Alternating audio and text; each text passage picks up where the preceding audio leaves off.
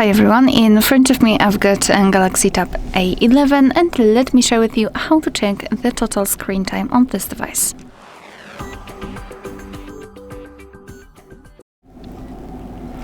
So let's start with opening the settings, and here in this left section we have to scroll and find the option Digital Wellbeing and Parental Controls. So right here we've got the graph which will show us for how long we've been using this device today. As you can see, in my case it's almost 40 minutes and most of the time I've spent on the settings, then phone and the camera. We can of course tap on this section and we will be transferred to the dashboard where we can check the screen time in particular days of the week. We can compare them, we can of course tap on them, and under it we will get more info. So for example, the usage of specific apps. We've got also the notifications count and the unlocks count. You can also tap on categories, show categories or show apps.